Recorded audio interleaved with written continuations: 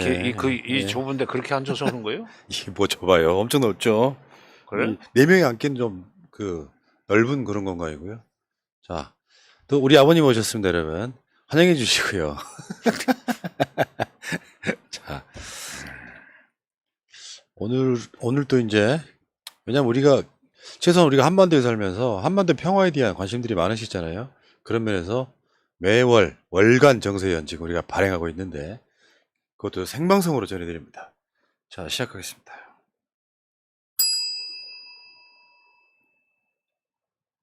월간 정세연 8월호입니다. 자, 지금 제 앞에 정세연 전 통일부 장관 나와 계십니다. 어서 오십시오. 예, 반갑습니다. 한 달 만인가? 네, 한 달 넘었습니다. 그래요? 그때는 7월 초였고 지금 8월 말이기 때문에. 7월 초? 네, 근데 저는 엊그저께 뵌 것 같아요. 왜냐하면 시간이 그렇게 막 정신없이 빨리 가는. 그러게. 네, 거기 윤석열 취임 100일도 있었고. 그러게. 근데 여름이 좀 덥지 않으셨어요? 더운 줄은 몰랐는데 에어컨 밑으로 가면 되니까 밖으로 뭐 더울 때 나갈 일 없고. 옛날에 어르신들은 있잖아요. 여름을 나는 방법들이 있잖아요. 에어컨 없어도. 한옥에서. 그런 게 그립지 않으세요? 그늘 밑에서 부채 들고 그냥 뭐 평상에 앉아가지고 그런 식으로 했죠. 내가 그때 뭐 우리 이제 초등학교, 중학교 시절에 그러니까 50년대죠. 내가 중학교 졸업한 것이 60년이니까 초등학교 들어간 것이 51년이고 그때 이제 그런 풍경들을 많이 봤는데 예. 나중에는 뭐 고등학교, 대학 이렇게 되면서부터는 바빠가지고 그렇게 더위를 피하기 위해서 무슨 그늘 밑에 가서 평상에 앉아가지고 부채 붙이고 올 시간이 없이 그냥 그러니까 바쁘죠. 바쁘게 살다 보니까 그러고 났더니 뭐 에어컨이란 게 나와가지고 틀으면 쫙 하고 나오니까 세상은 좋아졌는데 참 마음이 좀 삭막해지는 그런 세상이 그건 아닌가 그래요. 싶은데. 참 아이고 우리 장관님 또 여름 잘 보내셨다고 하니까 제 마음이 좀 놓이고요. 제가 최근에 사진 하나 썼는데 한번 볼까요? 이게 2003년도인데요. 제 10차 북남 상급회담 해서 자세히 보시면은 왼쪽에 손 내밀고 있는 분을 한번 주목하시기 바랍니다. 북남 상급 회담이면 평양서 회담이 열렸을 때는 북남이라고 써요. 네. 남쪽에서 열리면 남북 장관급 회담이라고 쓰고. 예. 여기 지금 2003년 10월? 4월 27일에서 29일 평양이라고 되어 있습니다. 아, 그때 노무현 정부 초에. 그러니까 왼쪽에 계시는 이분, 네. 손 내밀고 있는 이분이 바로 이 장관님이신데 네. 벌써 이게 20년 전이에요. 2003년 4월. 그러네 20년 다 돼갔네요. 야, 저럴 때 보면 막 카리스마 쩔어요. 보면은 아주 우리 아버님 잘한다. 20년 전. 그래요? 저건 어떤 느낌이에요? 어떤 느낌? 네? 이 평양에 가서 직접 이렇게 대화하고 이럴 때는 굉장히 분위기가 굉장히 좋았을 때죠. 그때는 분위기가 뭐 좋았죠. 왜냐면 정확하게 석 달마다 한 번씩 남북 장관급 회담을 했어요. 예. 김대중 정부 때와 노무현 정부 때는 그러니까 서울 평양을 왕래하면서 3개월마다 회담을 하고 그만큼 남북 간의 합의가 된 사항은 북이 됐건 남이 됐건 정확히 지켰기 때문에 회담은 계속 뭐라 그럴까 정기성을 띠게 되었습니다. 그러니까 회담으로 댕길 때는 그렇게 정신적으로 큰 뭐 부담을 느끼거나 고통스럽지는 않았어요. 뭐가 안 되거나 해봤자 소용없을 때는 부담이 되는데, 예. 그때가 좋았죠. 예. 남북 관계가. 아유, 그러니까요. 그래서 이제 뭐 자유왕래까지는 아니더라도 서로 적대적인 말을 하지 않고 뭔가 분위기가 안정되면 그게 사실은 경제로까지 가지 않습니까? 그렇죠. 아니 한때 그러니까 금강산 관광은 김대중 정부 때 시작이 됐고 98년에 개성공단은 이제 2004년부터 이제 문이 열렸지만은 남북 장관급 회담이 이렇게 3개월마다 정기적으로 열리던 그 시절에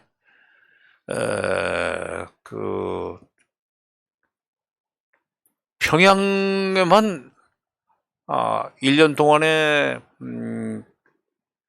가만있어. 일평균 300~400명씩이 평양에 체류를 하고 있었으면 곱하기 365 하면 어떻게 됩니까? 16만 얼마쯤 예. 되죠. 그 정도로 평양에 그냥 남한 사람들이 그 와글와글 하던 시절이 있었죠. 그때는 그 인적 왕래가 그렇게 활발할 때는 경제 교류 협력도 활발했고 적시자 차원에서 하는 남북 이산가족 상봉회담 상봉 사업도 아주 무리 없이 순탄하게 진행이 됐었고 남북 정상회담 후 노무현 정부가 끝나던 2007년 말까지 총 16번 이산가족 상봉 사업을 했습니다. 그건 북한이 그만큼 그런 사업에 협조적이었다는 얘기고 또 그거는 뒤집으면은 그만큼 남쪽에서 쌀과 비료가 일정하게 가고 있었다는 얘기가 돼요. 그러니까 분위기가 좋았죠. 자, 참 평양 가서 옥류관에 가면은 나는 언제든지 냉면을 2그릇씩 먹었는데 슴슴하다면서요. 슴슴한. 아니 근데 그게 맛들이면 그 슴슴한 게 맛있어요. 자기들 그 냉면을 이렇게 2그릇씩 곱빼기로 먹어주는 거에 대해서 매우 고마워해.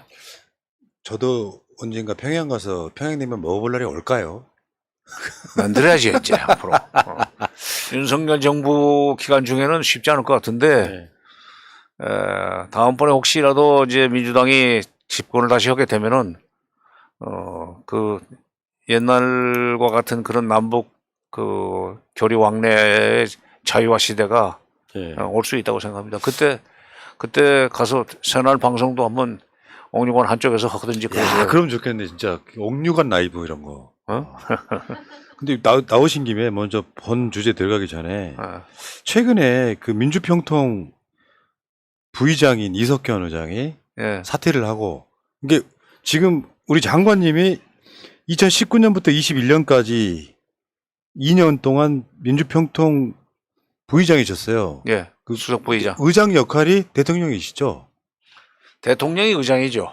대통령이 의장이고 수석 부의장이 이제 의장인 대통령을 대리해서 평통 자문위원들을 어떻게 보면은 이제 관리를 한다고 그럴까. 물론 사무처가 있으니까 행정 그 지원은 거기서 받고 2년 했죠. 2019년 9월 1일부터 2021년 8월 31일까지 만 2년. 임기가 원래 2년이에요. 이게 부총리급이더라고요. 뭐 그런다고 그래요. 총리 지난 분들도 많이 왔었죠. 이수성, 그다음에 뭐 이홍구, 뭐 그렇게 많이들 지나갔죠. 이거 민주평통이 여러분들 뭐 김대중 대통령 때 만든 건 줄 알고 계시는데 노태우 때 만든 거였더라고요. 아니야.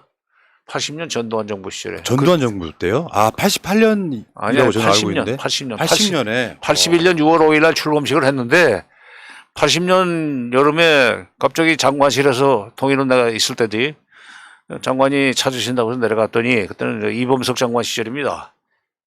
그분은 평안도 사투리를 쓰면서 그냥 아무한테나 반말해요. 아니면 해라고. 야, 각하께서 그 북쪽 놈들이 그 입만 열면 전민족 대회니 무슨 대민족 회의니 하자고 그러는데 그거 상대할 수 있는 조직 하나 만들려고 그런다. 내가 보니까 그 밑사정이 뭐 그런 걸 좀 잘하는 것 같은데 자네가 좀 맡아서 해보라.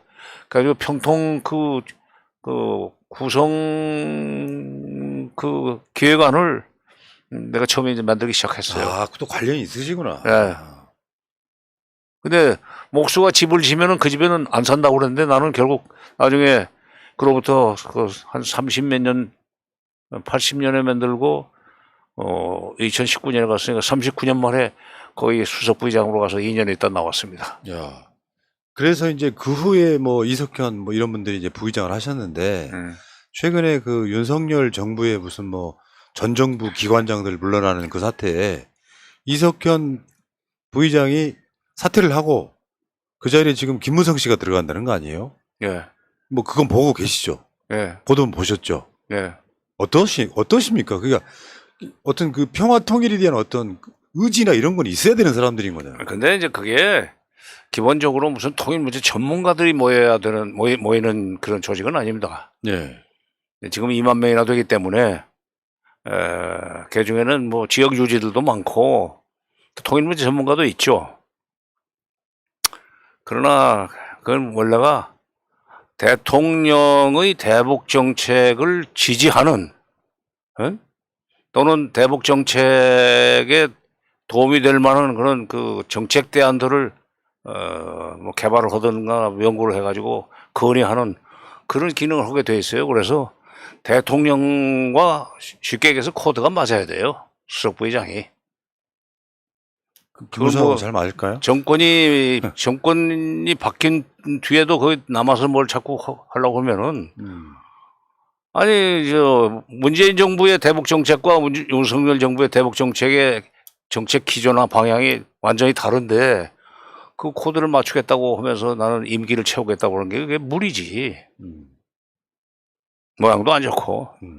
근데 또 사무처장에는요 석동현이라고 윤석열 또 측근 검사 출신 예, 맞죠? 뭐 차관급 저 자리인데 뭐 그게 또 검사 출신이 갔다고 그래서 아유, 알겠습니다. 자, 뭐 이 이야기는 여기까지 하시고 본격적으로 한번 이야기 들어가 볼까요? 자, 최근에 나온 보도 중에 김여정 부부장이 윤석열을 향해서 인간 자체가 싫다라고 하는 좀 그거를 쏟아냈는데 좀 김여정 좀 꾸짖어 주세요. 이렇게 한 나라의 대통령을 이렇게 하면 됩니까? 한나라의 대통령, 남쪽 대통령이 아무리 미워도 그렇지 나이가 있는데 88년생밖에 안 되는 놈이 말이야. 60년생을 보고 말이지. 뭐 어리기는 어리구나 하는 얘기를 하다니. 아니 이거는 진짜 싸가지 없는 소리야 그거는. 아무리 미워도 그렇고 아무리 적대적이어도 골라서 쓸 수 있는 단어가 있지. 그러니까 그러면 안 되는 거지. 아버지 꼴 되는 사람한테.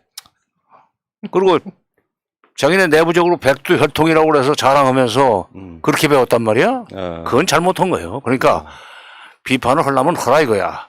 그러나 골라서 쓸 수 있는 단어는 그래도 좀 생각을 해가면서 해야죠. 그러니까 그런 그 북한의 눈치 안 보는 모습들이 오히려 남한의 보수 쪽에 있는 분들한테는 거부감을 더 주는 측면이 있는 거죠. 바로 아주 그 정확한 지적인데 물론 그 윤석열 정부의 대북 정책이 마음에 안 들기 때문에 이제 그랬을 거예요. 그다음에 또 그전에 또 후보 시절에 해놨던 말이 있잖아요. 뭐 선제 타격이라는 것도 그렇지만은 김정은의 버르장머리를 고치겠다는 얘기를 했기 때문에 그거에 대한 일종의 이 반발 차원에서 반사 차원에서 그런 험한 단어를 썼는지 모르지만 그런 식으로 막 그냥 할 말 못할 말 가리지 않고 욕을 하고 그러면은 이쪽에 보수 쪽에서 윤석열 대통령에 대한 지지가 오히려 또 올라가요. 원래 그런 거죠. 예. 그러니까 전략이 없어 보이는 측면이 있어요. 시원할지 모르겠는데 사이다일 수는 있는데 전략일 수는 없잖아요. 누가 저쪽? 네. 북쪽? 네. 거기는 거기대로 또 나름대로 그런 게 전략이라고 생각하고 하는 거죠. 그런가? 예. 아니 거기 보면 그러잖아요. 그 자리에 오래 있을 것 같지도 않다는 얘기까지 했잖아요. 예. 그러니까 예를 들면 무식하다, 파렴치하다, 네 집안이나 덜 봐라. 그러니까 표현들이 너무 세게 나가가지고 보통 이제 일반 우리 같은 유튜브도 안 할 말을 북한에서 공식적으로 북한의 실세가 딱 이 말을 하니까 남북관계가 경색될 수밖에. 그쪽은 그쪽대로 그 버르장머리 고친다고 하는 말에 대해서 지금 반사로 그렇게 얘기를 하고 자기들도 할 말을 하겠다는 그 취지로 얘기를 했겠지만 이상하게 장관님이 그 김여정을 꾸짖었지만 김여정을 편드시는 것 같은 느낌도 있어요 지금. 결국 아니 북쪽이 아무리 험하게 나와도 결국은 나중에 남북 간에 뭔가 대화를 통해서 한반도 상황을 안정적으로 관리를 해야 되잖아요. 그럼요. 근데 그 책임은 북쪽한테는 없어요. 남쪽에 있지. 왜냐하면 여러 가지 국제적인 지위라든가 국력이라든가 이런 걸 봐서 이제 그 폐악질 부리는 동생을 잘 달래가지고 끌고 가야 될 책임은 그 집안의 그 어른인 형이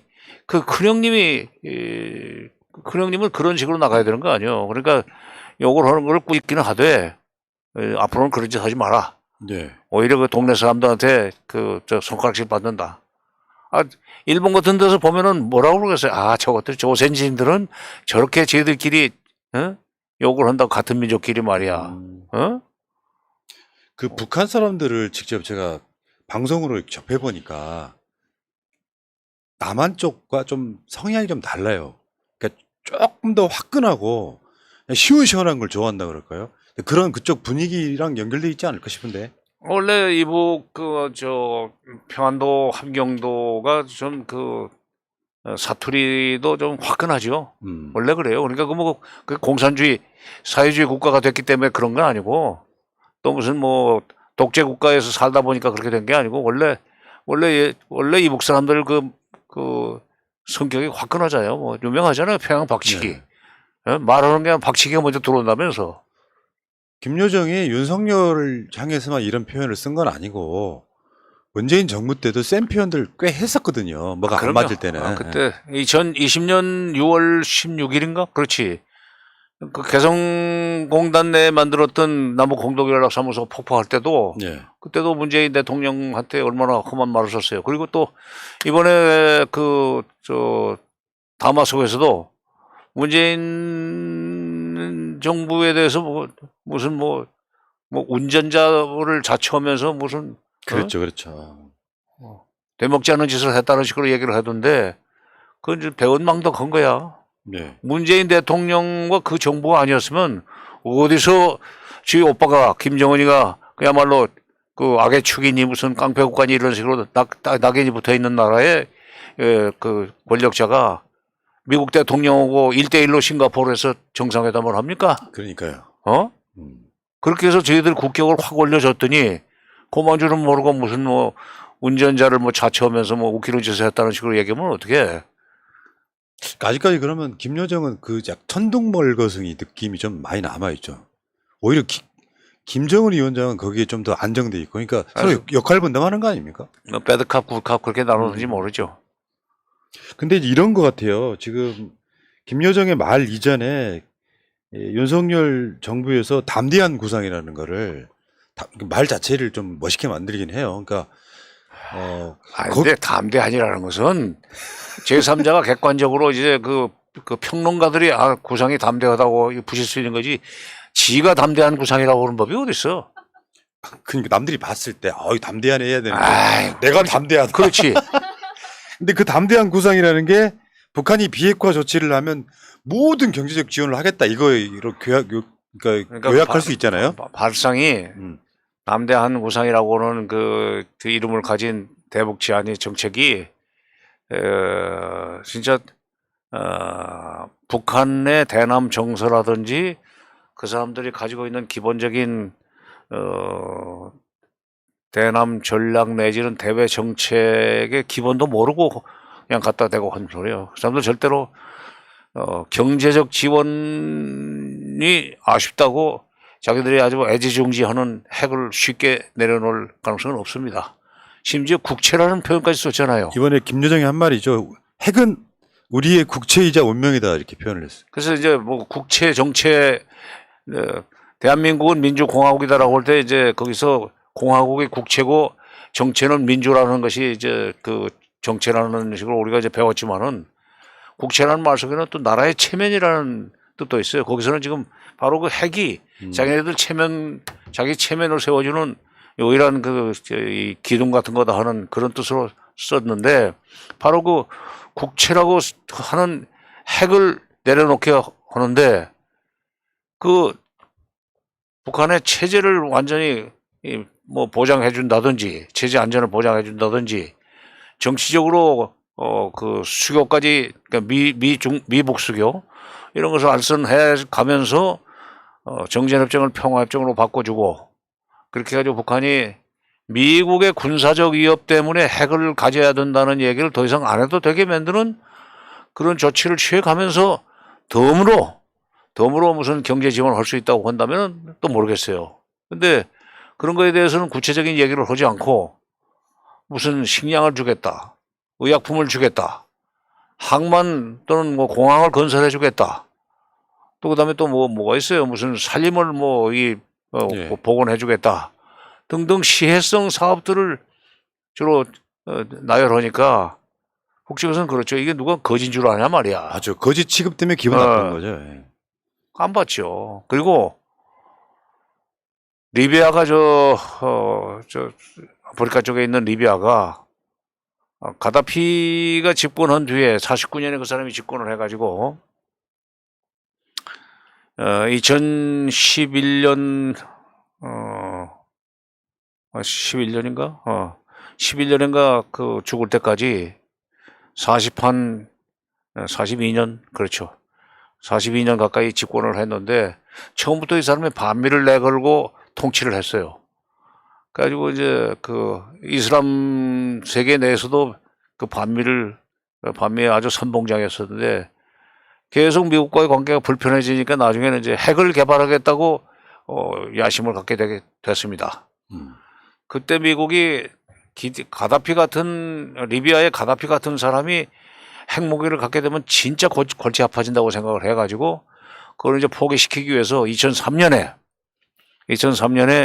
영국을 그 사이에 넣어가지고 핵 개발 계획을 포기하면은 미국이 경제 지원을 해주고 그동안에 미국이 가해왔던 제재도 다 풀어주고 그리고 수교도 해주마라고 하는 말을 믿고 2003년 연말에 핵 개발 계획을 포기를 했습니다. 예. 그리고 미국으로부터 경제 지원이 들어왔어요. 그리고 2006년엔가는 수교도 됐어요. 수교가 된 뒤에 리비아 내에 반정부군이 생깁니다.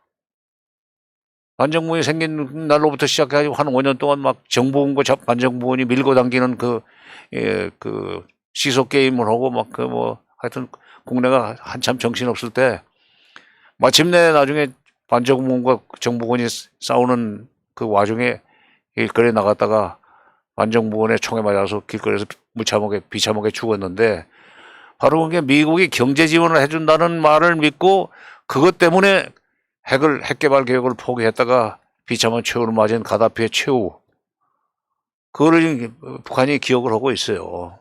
그러면서 뭐 CVID네 뭐 이런 논란들이 계속 문재인 그렇지. 정부 내내. 그렇지. 그러니까 실제로 2003년에 내가 이제 아까 그 2003년 10월 달에 그건 4월이었구나. 4월 달에 이제 평양을 가려고 그러는데 정상회담하러 장관급 회담하러 가려고 그럴 때 미국의 동아태 차관보였던 그 제임스 켈리가 직접 나한테 찾아왔어요. 와가지고 이제 리비아의 핵 개발을 포기시킬 계획을 나한테 설명을 하더군요. 경제 지원을 해주는 대가로 이제 핵 개발을 포기시키려고 그러니까 당신이 가거든 평양에다가 리비아처럼 그렇게 같이 경제 지원을 받고 핵 개발을 포기하는 게 좋겠다는 얘기를 좀 해달라. 그래서 또 우방의 동맹의 그 담당 차관보가 와서 직접 외교부 장관 만나고 통일부 장관실로 건너와서 그 부탁을 하는데 내가 심부름을 해줘야죠. 그러니까 그 얘기를 했어요. 그랬더니 이런 지하에 북쪽에 아까 북랑 상급 회담 10차 거기에서 악수했던 사람 김영성입니다. 김영성 단장이 아까 그 사진에서 사진 나왔던 사람이 네. 비공개 회담에서 물론 내가 얘기를 했지만 미국이 이런 구상을 가지고 있더라 그랬더니 아이고 미국 말을 어떻게 믿습니까? 뭐 경제 지원 좀 해준다고 나중에 뒤통수 때릴 텐데 그거 어떻게 그걸 믿고 따라가겠습니까? 우리는 그러지도 않습니다.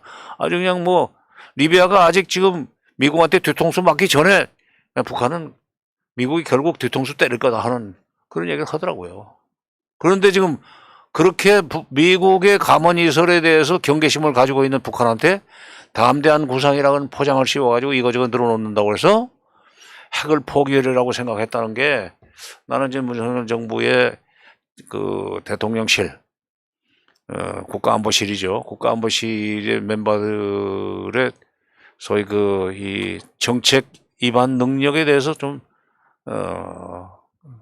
의문을 갖게 됐어요. 실력의 문제라고 생각이 네? 들고요. 실력. 그들이 실력이 안 되는 건데 그러니까 북한을 다루는 기술이 없다 보니까 우리 같은 사람들도요. 방송을 문재인 정부 5년을 지나와 봤잖아요.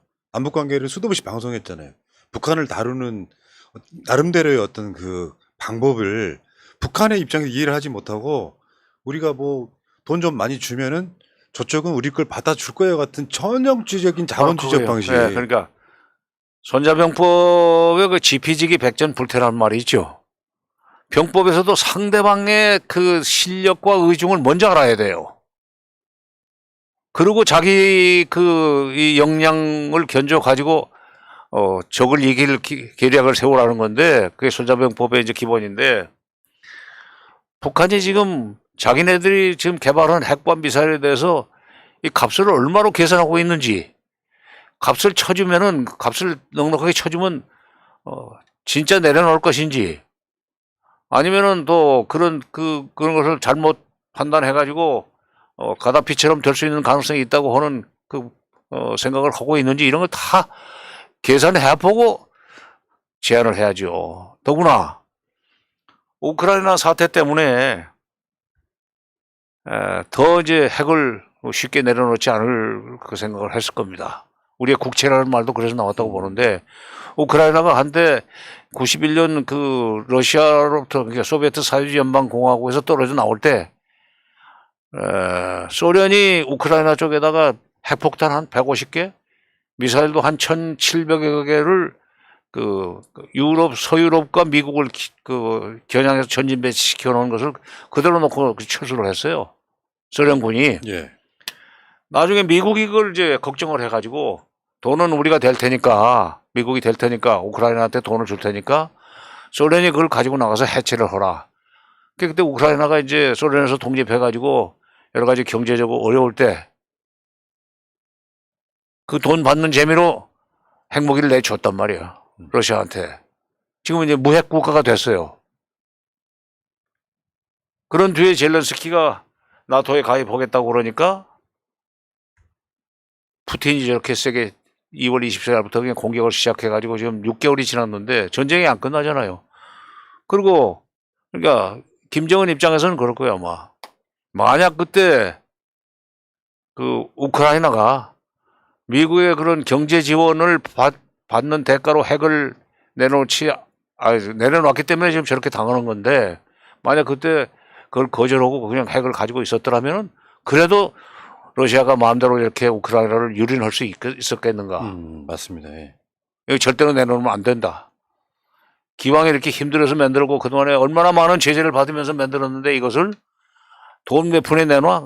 그런 일이 있을 수 없다. 이런 식으로 결심을 해가고 있다고 나는 봅니다. 거기다 대고 무슨 핵을 포기하면 이거저거 줄 테니까 핵 내놔. 근데 그 말이 통하겠어요? 저는 이런 생각도 들어요. 예를 들어서 윤석열이 선거운동할 때 선제 타격 이야기하고 버르장머리 같은 이야기를 하고 그리고 나서 얼마 안 있다가 취임하자마자 담대한 구상을 내놓고 또 미국이 북한과 외교적으로 우리는 준비돼 있으니까 니들이 응답해. 그러니까 쉽게 표현하면 이것도 있잖아요. 니들이 핵을 포기하면 뭘 줄게 하는 대가성이잖아요. 요게 실력이 없는 것도 있지만 한편으로 보면은 윤석열 측이나 미국 측이 일부러 북한을 자극하는 형태에서 이렇게 갈등 관계를 유지하려고 하는 느낌이 더 강하다는 거예요. 제 느낌은. 글쎄, 근데 이제 윤석열이 담대한 구상이라고 그래서 이거저거 주겠다고 그런 것은 나름대로 진정성을 가지고 이제 얘기를 했다고 봅니다. 그거는. 예. 그러나 여기서 담대한 구상이 이제 발표가 되고 또 북한의 반응이 아주 나쁜 쪽으로 나온 뒤에 미국에서는 대화에 항상 준비되어 있다는 얘기를 또 했던데 미국 사람들은 진짜 그건 그냥 입에 달고 다는 소리예요. 구두선이에요. 구두선. 수사. 말로. 아무런 조건 없이 대화를 하자고 하면은 나오나? 북한은 분명히 조건을 제시했거든. 대북 적대시 정책을 미국이 철회해 줘야만 우리는 협상에 나간다. 그러니까 간단히 말하면 니들이 우리 쳐들어오지 않고 동등한 입장에서만 협상해 달라는 거잖아요. 그렇죠. 참. 그러니까 이게 지금 북한 자체가 어떤 전략적인 측면도 있겠지만 본인들이 생각했을 때는 그들의 체제를 지키는 게 가장 우선인 것 같아요. 첫 번째는. 그렇죠. 그러니까 무슨 경제적으로 도움을 받아서 인민들이 좀 배불리 먹고 따뜻하게 사는 것도 도움되지만 그거 잘못하다가 그런데 속아가지고 가다 보면 나중에 미국이 그 군합발로 짓밟을 가능성이 있고 그리고 가다피가 그렇게 죽었으니까 네, 그렇게는 안 하겠다 이거죠. 그러니까 지금 담대한 구상이란 걸 하면서 동시에 북한 인권 국제 협력 대사를 임명을 하더라고요. 그러니까 북한을 더 자극하는 결과밖에 안 돼요. 인권이라는 얘기를 꺼내는 거, 인권이라는 그 인권 문제를 꺼내는 거 제일 싫어합니다. 북쪽 사람들 그 논리가 있어요. 지금 우리가 일제 때 LG의 강점기 시절에 국권을 상실했었기 때문에 조선 사람들의 인권은 없었다. 지금 미국이 군사력으로 우리를 제압하면서 갖가지 그냥 나쁜 딱지를 다 붙여가지고 이렇게 제재를 가하고 하는 바람에 우리 경제가 지금 어렵단 말이야.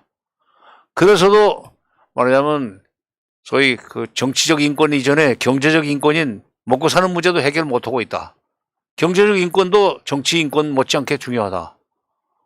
우리가 이렇게 못 사는 게 가난하게 살고 걸벗고 굶주릴 수밖에 없는 게 미국의 제재와 압박 때문인데 그런데 무슨 너무 인권부터 보장하라고 그러느냐. 국권 이후에 인권이고 그다음에 인권도 경제난이 해결되면은 자동적으로 개인의 경제적 인권이 보장되게 되면은 개인의 정치 사회적 인권도 보장되게 돼 있다.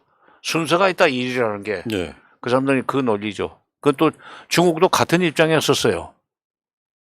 중국도 70년대까지 이제 외국이나 이제 그 구미 쪽에서 중국의 인권 문제를 거론할 때 모택동 시절이고 문화대혁명 시절이죠. 그때 하여튼 중국 인권 그 탄압이 심하다고 이제 비판을 하고 할 때 그 사람들이 했던 얘기가 있습니다. 온포 문제라는 표현을 씁니다. 따뜻한 온자에 배부를 포자. 등다섯고 배부르면 인권 문제는 저절로 해결된다. 지금 우리는 너희들 압박과 제재 때문에 우리가 먹을 걸 제대로 만들어내지 못하고 우리는 등 시리고 지금 배가 고프다. 그래서 등 따숩고 배부르게 될 수 있을 때까지 열심히 일을 해야 되고 그 과정에서 인권이 약간 유린되는 것은 어쩔 수 없다 하는 논리로 인권 개선 요구를 거절했던 적이 있었습니다. 그런데 중국이 이제 개방개혁을 70년대 말에 시작해가지고 지금 상당히 빠른 속도로 경기가 좋아졌죠. 근데 2006년으로 내 기억을 하는데 2006년부터 자진해서 인권백서란 걸 발간하기 시작했어요. 온포 문제가 어느 정도 해결됐다 이거야.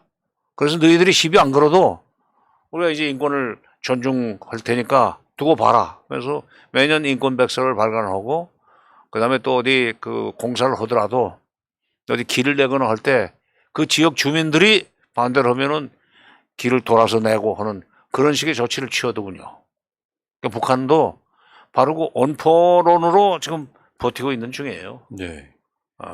인권이라고 하는 말 자체가 나쁜 말은 아닌데 가끔씩은 이번에 저 대우조선해양 파업하는 거 보면서 한 달 월급 200만 원 받고 근데 그런 사람들한테 실제로 정부가 주인인 그 회사에서 손해배상 소송을 500억을 걸어요. 노동자분들한테 한 달에 200만 원 받는 사람들한테 그것도 인권이거든요. 그리고 북한에서 연쇄살인범 그 돌려보내는 것도 그 사람들이 한국에 풀어놓으면 한국 사람들 인권은 또 뭐가 되고. 글쎄. 그러니까 북한에서 죽임을 당한 16명은 또 어떻게 인권이 없으며. 그러니까 인권이라는 말 자체 앞뒤가 없고 저는 이렇게 생각했어요. 문재인 정부에서 북한 인권 협력 대사를 임명 안 했던 이유는 저들의 선동처럼 북한을 눈치 본 게 아니라 어느 게 더 이익이냐를 생각했던 거라고 생각하거든요. 그러니까 천리길로 한 걸음 붙으란 말이 있는데 남북관계 개선을 통해서 북한 경제가 좋아지면 자동적으로 인권이 좋아지게 돼 있기 때문에 그때 가서는 인권 개선을 하고 요구하지 않아도 밑에서부터 인권 개선 요구가 나온다 이거예요. 우리가 그러지 않았어요. 우리가 60, 70년대 군사독재 시절에 뭐 산업화 막 시작할 때 참 그 노동자들이 그 업주한테 얼마나 인권 유린을 당해가면서 먹고 살았습니까? 탄압이 심했죠. 그때 이제 외국의 엠네스티 인터내셔널 이런 데서 뭐 그냥 미국의 인권단체들이 돌아가지고 한국 그 인권 보장을 하고 박정희 정권한테 뭐 압박을 넣고 했지만 그때 박정희 정부도 뭐 귀등으로도 안 들었지만 많은 사람들이 그때 그 상당한 인텔리들도 저희 이제 뭐 고등학교 대학 그 시절이지만 먹을 것도 없는데 말이야. 응? 우선 배가 불러야 무슨 뭐 인권을 찾든지 말든지 하지. 그건 좀 인권 타령하는 사람들 좀 배부른 그 흥정이다 하는 식으로 별로 그렇게 신통치 않게 여겼었는데 지금 북한도 그 점에 있어서는 비슷할 겁니다 아마. 지금 네. 등 다sup고 배부르게 되면 우리도 얼마든지 너희들이 80년대 인권을 부르짖어 가지고 국가 권력으로부터 인권을 보장받았듯이 우리도 그런 식으로 나갈 수 있다. 기다려라. 그 논리예요. 예. 말 그대로 사람의 권리잖아요, 인권이라는 게. 근데 이 문재인 정부가 그러니까 인권 변호사 민변 출신이고 인권 변호사지만은 그 일이라는 게 순서가 있기 때문에 지금부터 그 인권 문제를 거론하면은 죽도 밥도 안 된다. 그러니까 남북 교류 협력을 활성화시켜 가지고 핵 문제도 좀 해결하는 수선을 밟고 그렇게 해 가지고 외국과의 교류가 활성화되면은 자동적으로 그 사람들이 인권 나아질 테니까 그 다음에 제기할 문제다 해서 좀 미뤄놨던 거죠. 그러니까 인권이라는 말 자체가 우리나라의 보수 세력들은 지극히 자본주의적 시각에서 북한을 이해하는 도구로 쓰는데 사실은 그 인권이라는 단어가 북한을 공격하는 도구로 계속 쓰면서 야, 사람이 잘 먹고 잘 살아야지 이게 인권이야. 이런 가치를 내놓고 그 사람들을 설득하려고 하니까 나쁘게 표현하면요. 제가 북한 사람들하고 느껴본, 대화해보고 느낀 건 뭐냐면은 자기들 자존심이 굉장히 강한 사람들이라서 그런 식으로 건드리면 아유, 저 자본주의 벌레들 이렇게 바로 답이 돌아온단 말이에요. 그렇죠. 북한의 자존심은 사실은 열등의식에 동의합니다. 그렇죠. 그렇죠.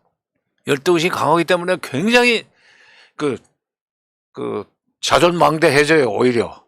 그런데도 대고 그 약점을 정말 아픈 데를 찌르니까 저렇게 이 총알 튀듯이 튀는 거죠. 지금 이 정부에 들어와가지고 뭐 인권대사도 임명을 하고 뭐 인권재단도 출범을 시키겠다 그러는데 저 인권 문제 나오기 시작하면 그렇지 않아도 남북관계 굳었는데 담대한 구상 때문에 더 이제 험악해질 겁니다 아마. 야, 그러니까 이렇게 북한 인권 국제협력대사 등을 안 하던 거를 갑자기 임명하면서 우리 담대해. 니들이 핵 포기하면 다 줄 거야. 이게 뭐 앞뒤가 안 맞는 이야기를 이렇게. 그렇지. 이율배반이요 지금. 예. 그러니까 결과가 좋을 리가 없고 그러니까 김여정이 윤석열 인간 자체가 싫다고 이야기하는. 그러니까 그거에 대한 이해가 없다에 대한 분노인 것 같고요. 최소한 아니 그래도 윤석열 자체가 싫고 미워도 그렇지. 나이가 몇 살인데 어리다는 얘기를 하고 말이야. 무슨 아버지 거기 꼰대 의식 아니에요? 나이 좀 먹었다고 어린 사람한테 욕을 먹으면은 그게 너 내 나이가 몇 살인데 이렇게 하는 건 좀 잘못된 거 아닙니까? 아니 그건 그렇지만 그러니까 본인이 그러면 그렇지만은 옆에 있는 사람이 야 너 인마 나이도 어린 놈이 그러면 되냐 하는 얘기는 할 수 있지. 이상하게 김여정을 꾸짖는데 변되는 것 같단 말이에요. 아니 내가 김여정을 그 평창 때문에 그때 내려왔을 때 저 2월 9일 날 돌아갔나? 2월 9일 날 돌아갈 때 이제 이낙연 총리 주재 환송 오찬을 워커힐에서 했었어요. 그때 뭐 극소수의 사람들 불러가지고 같이 이제 만찬도 하고 하면서 뭐 인사도 오고 악수도 오고 사진도 찍었기 때문에 안면이 있지. 그때는 아주 뭐 빙긋이 웃고 뭐 말수도 좋게 정말 조신하게 처신을 하더니 요즘 왜 이렇게 말을 험하게 해? 그러니까 그게 이제 연결 지어가지고 뭐 북한 뭐 선원 뭐 북송 사건이네 서해 공무원 피격 사건이네 요거를 다 끌어와서 또 전 정부 국정원장들 육군 참모 아니 국방부 장관까지 수사를 하고 이래놓고 담대한 구상을 내놓고 있고. 그러니까 지금 서해 공무원 뭐 피격 사건 그다음에 동해 어부 무슨 강제 송환 문제 이런 등등 가지고 지금 반복몰이를 하고 있잖아요. 네. 전 정권 무슨 뭐 이 골탕 먹이기가 아니라 지금 결과적으로 반복몰이를 하고 있기 때문에도 좀 미운 생각이 들 겁니다. 그러니까 북한에 대한 그 반대 심리, 반복 정서를 이렇게 부추겨 가지고 자기 정권에 대한 지지도를 높이려고 그러는 걸 보면서 김정은이나 김정은의 동생으로서는 또는 북한 지도부로서는 조금 불편하고 그래서 뭔가 좀 미운 생각이 들겠지만 그래도 그렇지 어리기는 어리다는 얘기가 뭐야 그게. 욕하는 이유는 충분히 이해하면서도 이 어린 것이 말 그렇게 하면 돼. 이 논리시잖아요 지금. 장관님 참.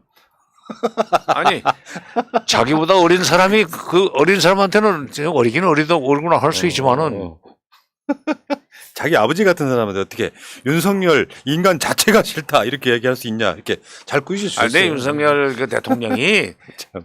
내가 뭐 직접 만나보지는 못해서 그러지만은 이게 그림으로 볼 때는 이렇게 사람이 그 어떻게 좀 푸근하거나 뭐 이렇게 좀 호감이 가는 그런 얼굴형은 아니에요. 아니 전부 그냥 미끌미끌하게 생겼잖아. 참. 아이고. 자, 근데 하나만 더 여쭤볼게요. 지금 북한의 군사비, 국방비가 사실 알려진 건 없죠. 추정치일 뿐이죠. 추정치죠. 이번에 미 국무부 자료 보니까 북한이 GDP 대비 꼭 이럴 때는 꼭 GDP 대비 이야기해요. 총액도 얘기하는 게 아니라 군사비 지출 세계 1위다. 맥시멈으로 따져도 한국의 한 4분의 1, 좀 크게 따지면 한 8분의 1 정도밖에 안 되지 않습니까? 재래식 전력 면에서는 그렇죠. 그러니까 한국이 지금 군사력으로는 세계 6위입니다. 미국, 러시아, 중국, 인도, 일본, 한국, 네. 프랑스, 영국이에요. 네. 굉장히 지금 재래식 전력은 굉장히 높은데 반면에 이제 북한은 27, 8위. 그러니까 그 재래식 전력만 가지고는 상대가 안 되긴 안 되죠. 그러니까 그걸 미 국무부에서 국방비 총액으로 이제 그 비교를 했는데 북한의 GDP 총액 자체가 지금 확실하게 계산이 안 되는 상황에서 뭐 남쪽에 뭐 4분의 1이다 8분의 1이다 하는 비교는 그런 의미가 없고 세계 6위의 군사대국과 27, 8위의 군사대국이라는 그거는 등수는 그건 뭐 맞을 거예요. 겁날 것은 없어요. 근데 이제 다만 저기 핵을 가지고 있기 때문에 막판에는 재래식 무기를 가지고 막 만약 전쟁을 붙는다고 할 경우에 하다 보면 막판에는 저 핵을 들고 나설 거 아닙니까? 그러면 더 이상 우리는 앞으로 못 나가는 거지. 핵을 만든 이유가 간접적으로는 그거라고 보는 게 맞고요. 그렇죠. 최종적으로 말하자면 결정타를 안 맞기 위해서 자유수단 차원에서 가지고 있는 거죠. 제가 그런 표현한 적 있어요. 북한의 핵은 어떻게 보면 조선시대 은장도 같은 개념. 그러니까 내가 살겠다 공격하는 게 아니라 너 죽고 나 죽자 개념으로. 그렇지. 요건데 아까 국방비 이야기를 왜 하냐면은 은장도 아주 적절한 표현이에요. 그래서 그다음에 자기도 죽잖아. 그런 상황에서 북한팔이 한다고 하는 사람들, 쉽게 표현하면 색깔론 북풍몰이 하는 사람들은 북한의 위험 요소를 과대평가하고, 그러니까 지금 아까 GDP 대비 그 세계 1위라고는 하지만 결정적으로 말하면 총액으로 보면 한국에 비교가 안 될 만큼, 그러니까 한국의 국방비가 지금 올해 55조 좀 넘어가는 걸 알고 있는데 북한 전체 예산보다 많아요. 물론. 근데 이 상황에서 북한이 무서워서 벌벌벌 떠는 거 아까도 그 초반에 그런 이야기 하셨어요. 그러니까 북한 GDP 총액의 계산은 학자마다 전문가마다 다른데 우리 국방비가 1년에 한 500억 달러, 600억 달러 되잖아요. 예. 북한 GDP 총액 자체가 300억 달러밖에 안 돼요. 그러면 2,500만 명, 인구 2,500만이라고 할 때 1인당 소득이 한 1,200달러밖에 안 되는데 우리는 3만 5천 달러 아니에요, 벌써. 네. 그러니까 우리 이제 그 자본주의 국가이기 때문에 그래도 그 GDP 총액의 한 그 25% 내지 30% 조금 못 되는 그 비율로 이제 국가 예산 규모를 잡고 그 중에서 한 10분의 1 정도를 국방비에 쓰는데 북한의 경우에 사회주의 국가이기 때문에 GDP 총액 한 70%, 60% 이상 잡을 겁니다. 거기에서 많이 써도 20%를 쓰겠어요? 예산 총액의 20%를? 국방에만 돈을 쓸 수가 없지. 복지에도 써야 되고. 그러니까 그건 숫자 가지고 얘기하는 것은 큰 의미가 없고 어쨌건 북한이 좀 이 핵을 가지고 있고 최후에는 그걸 가지고 자기네들의 체제를 보장받으려고 한다면 그거를 전제를 하고 대북 정책을 세워야죠. 맞죠. 그러니까 이 동네에서 정말 잘 나가는 부잣집이고 자녀도 막 황금사 있고 하는 그런 집이 작은 집 하나가 동네에서 정말 빌빌거리는 좀 속되게 표현하면 양아치 정도의 같은 식구가 하나 있어요. 그러면 이 집안이 이놈을 살살 달래가지고 인간 만들 생각을 하면 되는데 저거를 계속해서 같은 집안 사람이 공격해가면서 남한테 팔아먹기까지 하면은 당연히 김여정 입장에서는 윤석열 인간 자체가 싫다는 이야기가 나오는 거예요, 그게. 그래. 그러니까 그 문재인 정부 정책은 그거 아니었어요. 살살 달래가지고 좀 우환이 없게끔 만들고 인간 만들려고 하는 과정에 좀 가까웠고 지금은 완전히 그냥 적대시 정책 해가면서 그 정말 쥐뿔도 없는 거기다가 대놓고 막 공격만 퍼부어 대니까. 역대 정부에서 내가 어쩌다 보니까 그 박정희 정권 말에 통일부에 들어가서 통일원에 들어가서 쭉 그쪽에서 일을 했는데 김영삼 대통령이 이제 그 보수 정치인이잖아요. 그 위에 이제 그 앞에 노태우, 뭐 전두환, 박정희 다 보수죠. 군인 출신들은 다 기본적으로 보수가 될 수밖에 없으니까. 문민 대통령이면서도 김영삼 대통령 상당히 보수적이었었어요. 그때 분들이 대부분 그렇죠. 어? 그리고 이제 김대중 정부로 넘어와서 김대중, 노무현 이렇게 말하자면 대북 정책 면에서 햇볕 정책을 추진하던 그 시기에 이제 체험에서 나온 얘기지만 결국 우리가 경제적으로 북한보다 월등하게 우위에 있는 상황에서는 북한을 우리가 끌어안는 수밖에 없다. 그리고 될 수 있으면 사고를 치지 않도록 잘 관리를 해가면서 5천만 남한 국민이 북한 때문에 그 발벗고 자지 못하는 일이 생기지 않도록 만들어야 되겠다 하는 것이 햇볕 정책이고 평화번영 정책이었단 말이야. 문재인 정부가 이제 그것을 계승을 했지. 근데 중간에 이명박 정부나 박근혜 정부는 기본적으로 북한 붕괴론자였었어요. 그 대통령들이. 가지고 조금만 밀어붙이면 북한은 붕괴하게 돼 있다는 그런 그 착각을 하면서 그때도 이제 담대한 구상 비슷한 비핵개방 3천 얘기를 꺼냈었죠. 예. 북한이 비핵화하고 자진해서 개방 개혁을 하면은 우리가 국제사회와 손잡고 북한의 1인당 소득을 3,000달러를 만들어주겠다 했을 때 이제 북쪽에서 그걸 한 방에 그냥 걷어찼죠. 이번에는 김여정이가 그랬대. 어디 뭐 쓰레기통에 버려졌다고 그랬던가? 근데 박근혜 정부 때도 그 드레스덴 선언을 내놨는데 독일의 드레스덴까지 가가지고 북한의 농촌을 다 새마을 사업식으로 다 좋게 해주겠다. 우리가 또 살림 녹화를 했는데 그 경험을 가지고 북한 살림을 복원해주겠다. 푸르게 만들어주겠다. 이런 식으로 시혜성 그 제의들을 쭉 늘어놓으니까 뭐 한 방에 그냥 걷어찼죠. 그래도 그때 그 거절하는데 한 보름 걸렸었어요. 근데 이번에는 사흘 만에 나와버리대. 예. 그러니까 보수 정권의 대북 제의는 북한을 어떻게 끌어안아 가지고 내 편으로 만들고 내 사고를 치지 못하게 만들겠다는 그런 철학으로 접근한 게 아니고 저 가난뱅이들은 뭐 먹을 것 좀 주면 되니까 맞습니다. 우선 그렇게 해가지고 꿀리다 무릎을. 그리고 그 교류 협력이 활성화되는 과정에서 자동적으로 자본주의 물길에 들어가서 무너질 테니까 그때 그냥 우리가 접수하면 그게 통일이다 하는 아주 일을 쉽게 생각한다 그럴까? 더 정확하게 말하면 나이브한 그런 정책을 추진했었죠. 그러니까 이 진보 정권의 대북 정책은 사고 치지 않도록 이게 말하자면 달래가지고 끌고 가는 거고 보수 정권의 대북 정책은 뭘 도와줄 것처럼 하면서 북한이 화나게 만들어 가지고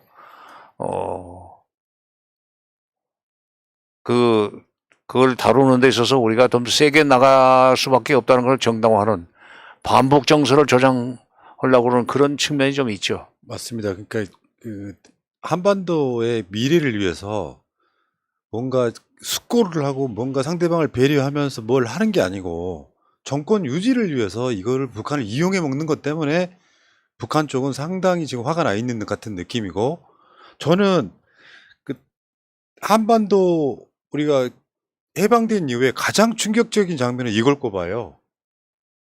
이 5.1 경기장에서 문재인 대통령과 김정은 위원장이 이 장면은 아마 대한민국 역사의 가장 충격적인 장면 아직까지는 그렇지.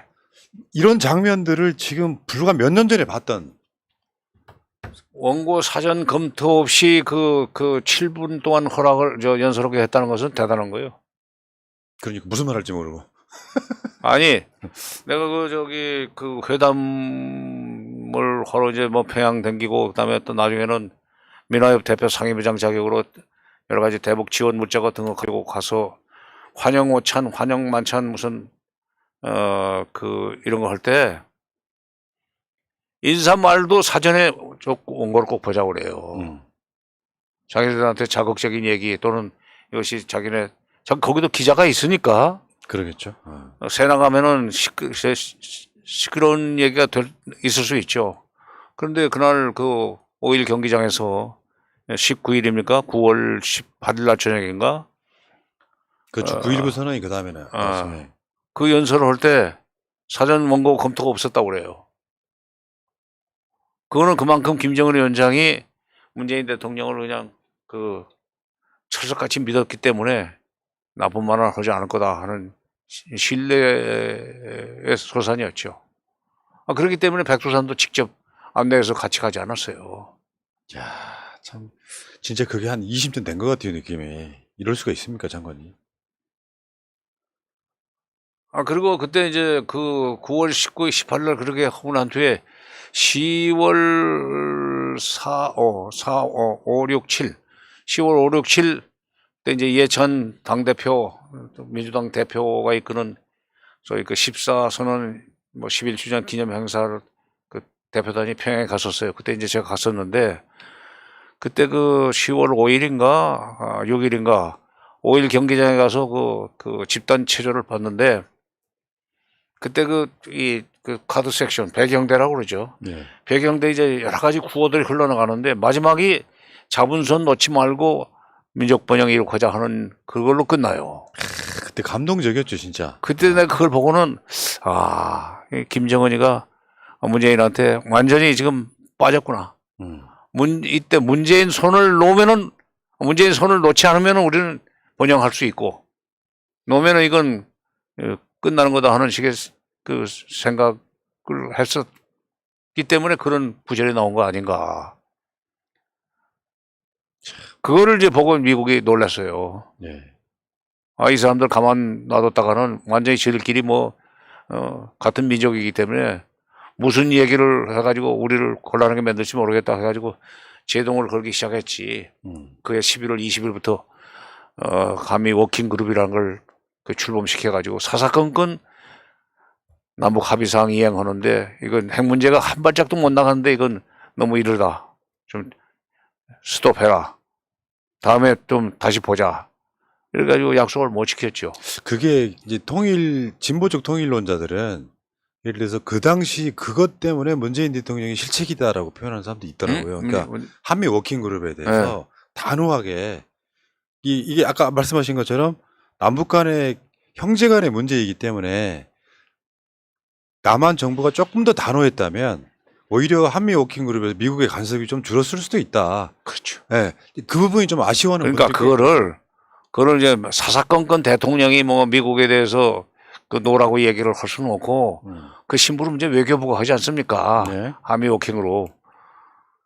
그때 한미 워킹으로 만든다고 할 때 그것이 앞으로 어떻게 족쇄가 되리라는 생각을 못하고 그냥 미국이 하자니까 좋은 거다 하는 식으로 받아들였던 외교부 잘못이고, 나중에 그것이 족쇄가 되면은 그때라도 대통령이 나서가지고 그거 사사건건 그 발목 잡는데 우리 외교부도 말이야 한 말 좀 하고 삽시다 하는 식으로 좀 꾸지람을 줬으면 좋은데 문 대통령 성격도 그게 아니잖아요. 빙긋이 듣기만 하고 잘하세요.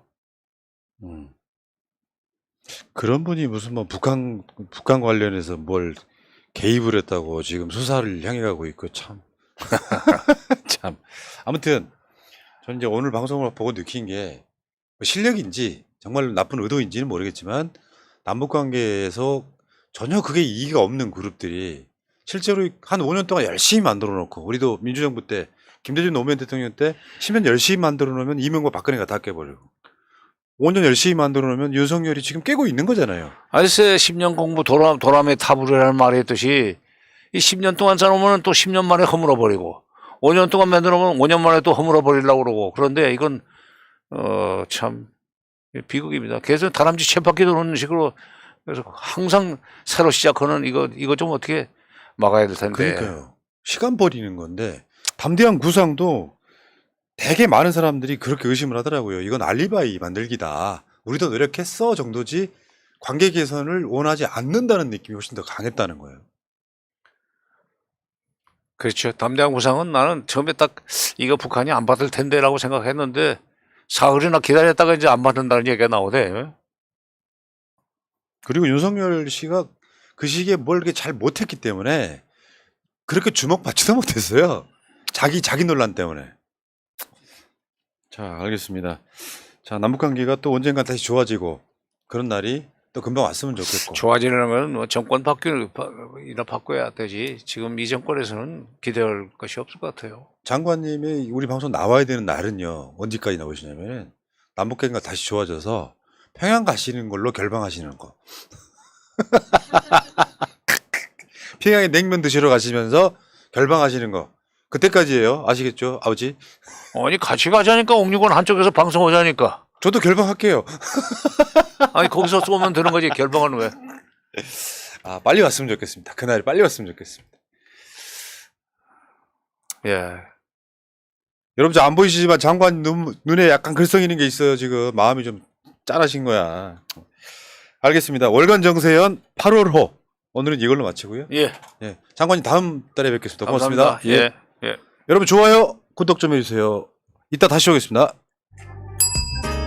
민주주의 평화 통일 다 죽어간다 이대로는 놔둘 수 없다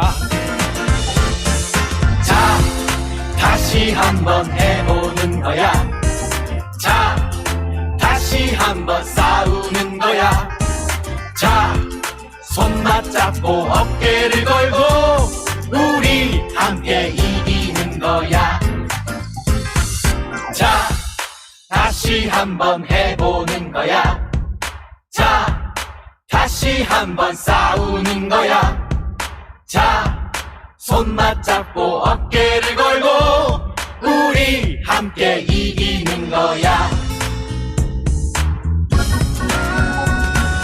자 다시 한번 해보는 거야 자 다시 한번 싸우는 거야 자 손 맞잡고 어깨를 걸고 우리 함께 이기는 거야 자 다시 한번 해보는 거야 자 다시 한번 싸우는 거야 자 손 맞잡고 어깨를